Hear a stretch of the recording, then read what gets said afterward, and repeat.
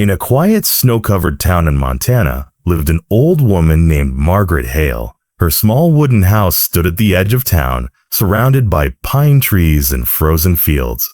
It wasn't fancy, but it was warm. Margaret and her late husband had built it with their own hands, plank by plank, more than 40 years ago. After her husband passed away, Margaret lived alone. She didn't complain. She woke up early, made her tea, swept the porch, and watched the snow fall in silence. The house held memories, laughter, hard work, love. It was everything she had. One winter, her nephew Daniel and his wife Linda arrived from another state. They had lost their apartment and had nowhere to go. "We just need a place for a little while," Daniel said, forcing a smile. "Until we get back on our feet." Margaret didn't hesitate. "A family doesn't sleep in the cold," she replied gently. She gave them the spare room, then another room for storage. Soon, they had taken over most of the house. Margaret moved her things into the smallest room near the back. At first, she cooked for them, cleaned for them, paid the heating bills. Daniel promised to find work. Linda promised to help around the house. Weeks turned into months. Daniel spent his days on the couch. Linda complained about everything: the food, the cold, the old furniture. "This house is too small," Linda would say loudly. "Oh, too old, too depressing." Margaret stayed quiet.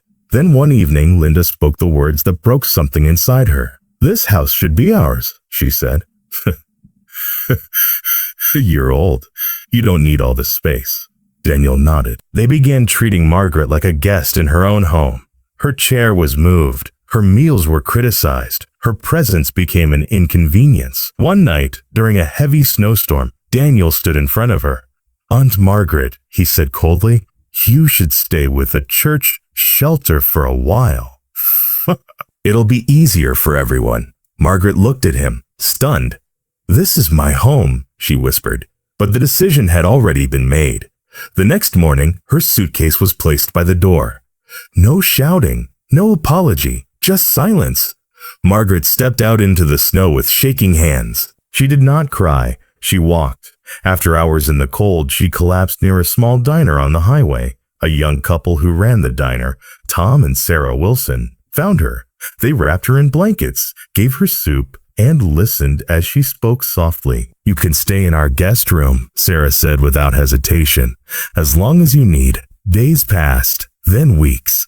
Margaret helped wash dishes, fold laundry, and tell stories to their little son. She never asked for anything. Tom noticed something. "You have strong hands," he said one evening. Like someone who built things.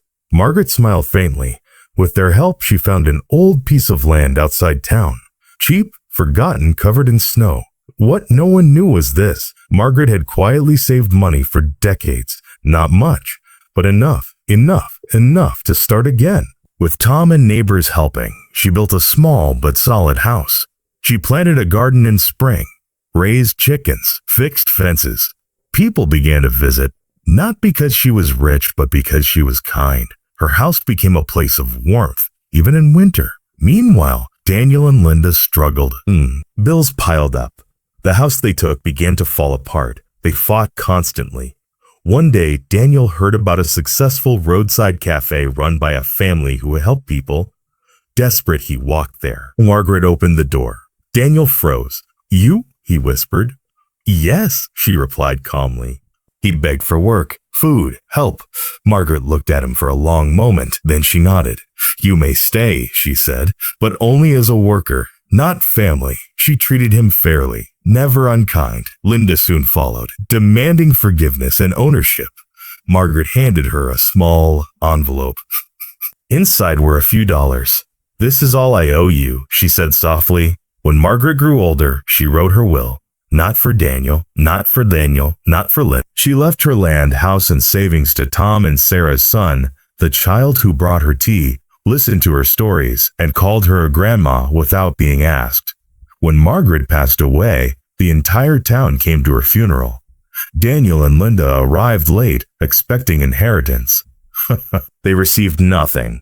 The house was never theirs, and the lesson was clear. She gave shelter to blood, but found home in kindness. Moral: Kindness builds families, greed destroys them, and dignity, once taken away, can be rebuilt stronger than before.